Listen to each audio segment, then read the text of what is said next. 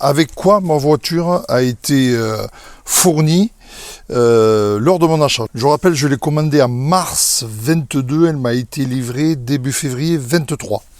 Voilà, donc presque un an d'attente, et voilà donc avec quoi elle m'a été fournie. Donc comme toutes les voitures, il n'y a pas de problème. Donc le câble T2 avec le capuchon, le câble T2, hein, bien sûr, pour recharger sur les bornes en ville. Elle m'a été fournie avec une sacoche de soins qui est scratchée, donc c'est une sacoche ça que je vais garder, même une fois les produits utilisés, parce que c'est vraiment pratique, cette sacoche scratchée. À l'intérieur, il y a un nettoyant tissu, il y a un shampoing lustrant, il y a un nettoyant plastique, un nettoyant vitre et un nettoyant jante. Voilà, c'est fourni avec tout ça. Alors je ne sais pas si tous les Volkswagen fournissent ces produits, et moi c'est Volkswagen Toulouse. Voilà, ça m'a été offert avec ce kit Noveum qui se scratche, donc comme vous pouvez le voir, donc ça c'est bien, c'est scratché et ça ne bouge plus. Donc comme je l'ai dit, c'est une sacoche que je vais garder une fois que j'aurai utilisé tous les produits. Ensuite on retrouve bien sûr le fameux chargeur surprise 220 avec sa housse que voici. Donc c'est un chargeur dont je ne me sers pas. Pourquoi? Parce que tout simplement, comme vous pouvez le voir ici, là, sous mon doigt, c'est du 8 ampères. Alors, je ne sais pas si la caméra va faire le zoom, mais voilà, on est à 8 ampères. Donc pour moi, c'est pas assez puissant. Je vais vous le brancher et vous allez voir après pourquoi.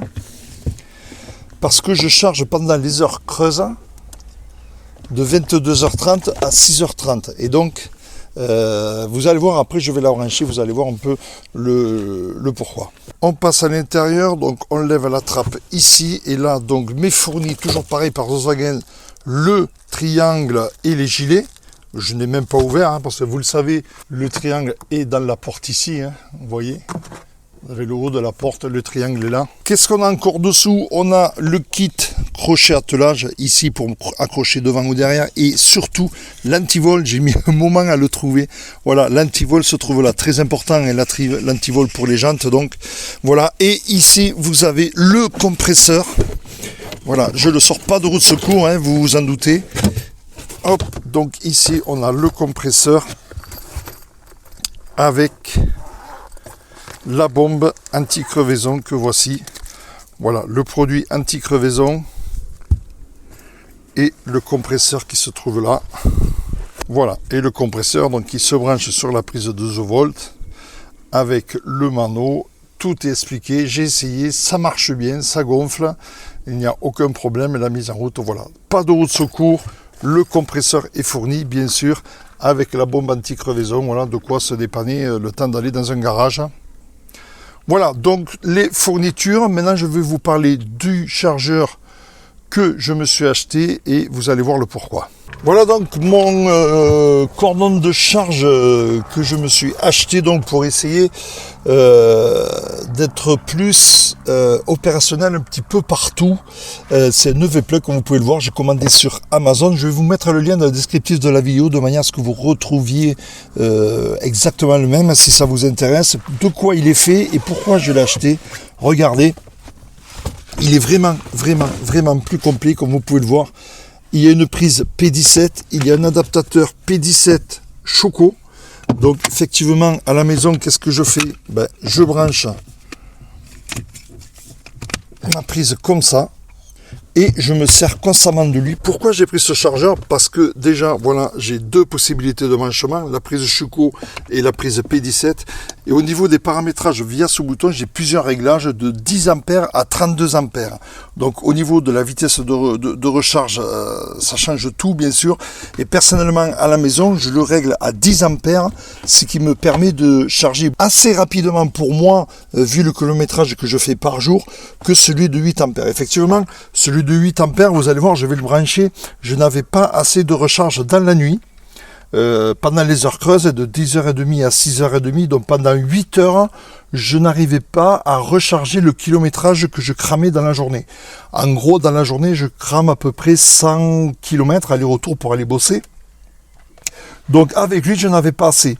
Le problème de lui, c'est toujours pareil, il n'y a qu'une prise Choco. Donc voilà, ça ne m'allait pas. Du coup, j'ai pris ce chargeur-là, qui lui peut me permettre, si je trouve des P17 sur les campings par exemple, de charger à 32 ampères.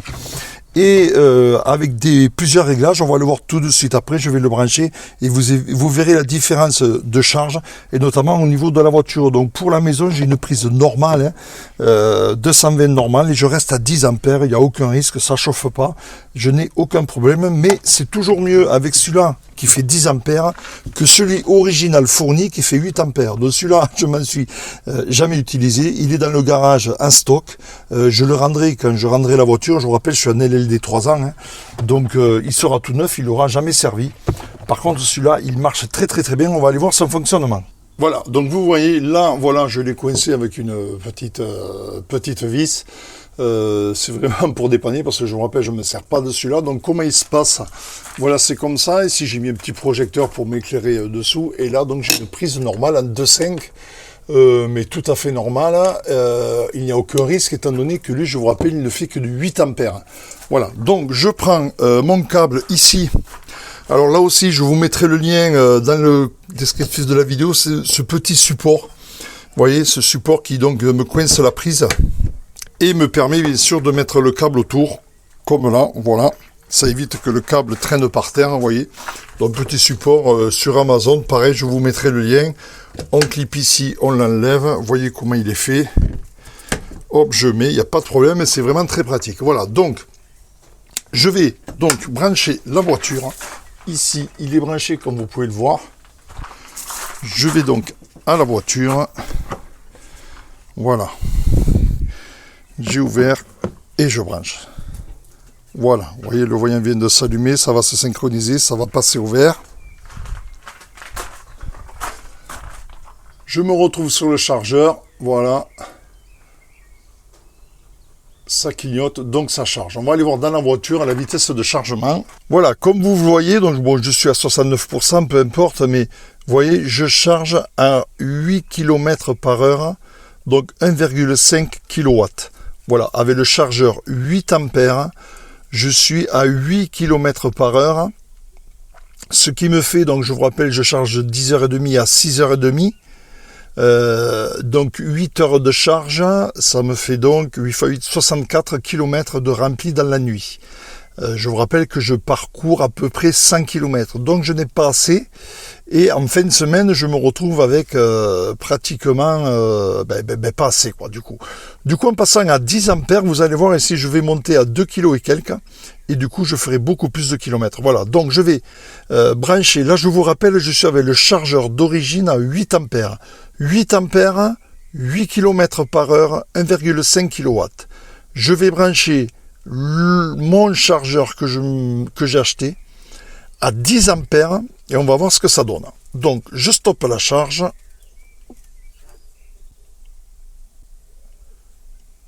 Voilà, ça a stoppé, on a entendu le petit clac.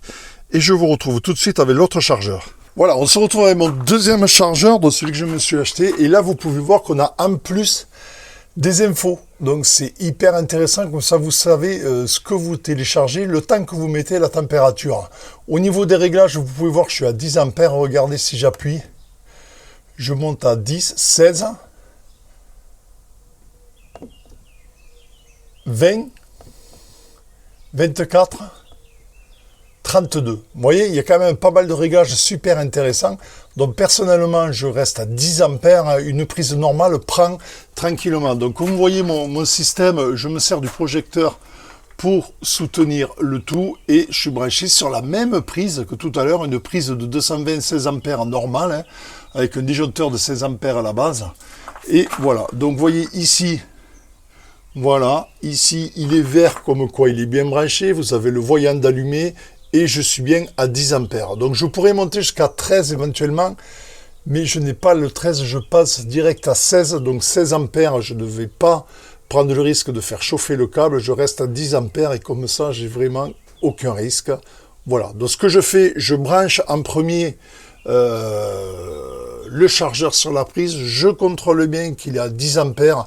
Normalement, il garde les mémoires, hein. Je suis bien à 10 ampères et à partir de là, je le charge. Donc, vous voyez, il est fixé pareil sur le support. Je l'enlève et je vais me brancher sur la voiture, voilà. hop. Voilà, on a fait le clac. Il est en train de discuter, ça passe vert. Je suis branché. Ici, ça donne quoi? Ben, comme vous pouvez le voir, 10 ampères. Je suis à 2,1 kW. Je me retrouve à 9 ampères. Et donc, vous voyez, ça charge. On voit monter. J'ai bien 2 kg. Ça charge, il fait 23 degrés.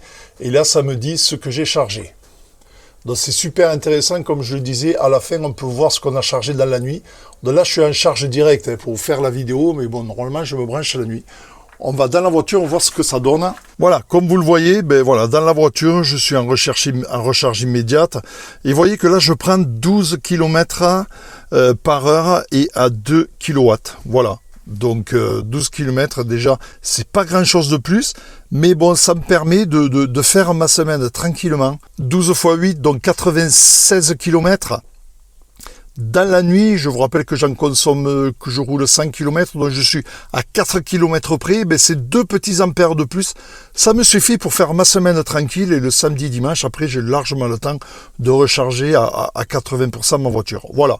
Donc, voilà le pourquoi du comment de ce chargeur, outre l'intéressement aussi de pouvoir charger n'importe où. J'ai en gros la capacité d'avoir une borne à la maison de 7 kW avec 32 ampères. Je peux sortir du 7 kW, il me suffit de brancher une P17 sur mon compteur. Hein. J'ai un 12 kVA, donc ça passe largement.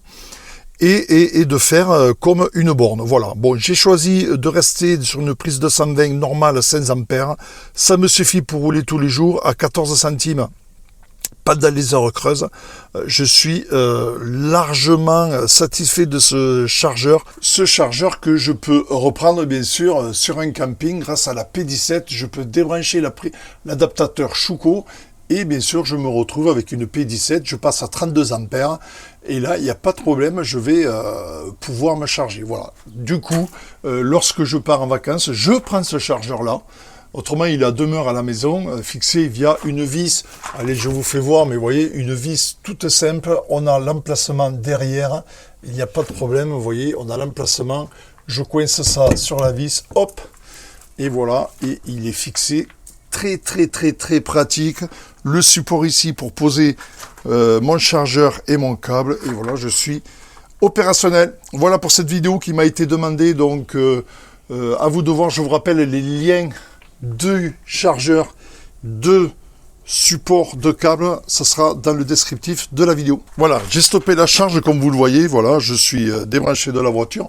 Je suis toujours branché, lui est toujours alimenté, et je vois donc combien j'ai mis 0,134 kW pendant 3 minutes 41, voilà, il fait 25 degrés, et là on peut voir que effectivement ça ne charge plus, voilà. Le seul truc c'est que si on débranche, voilà, je débranche, vous voyez, ça s'éteint, et dès que je rebranche, ça ne garde pas en mémoire le total, voilà, regardez, je rebranche. Il repart à zéro, tout à zéro. Donc à vous de noter si vous voulez savoir. Regardez, je vais passer à 16 ampères. Je débranche. Voilà, je le rebranche.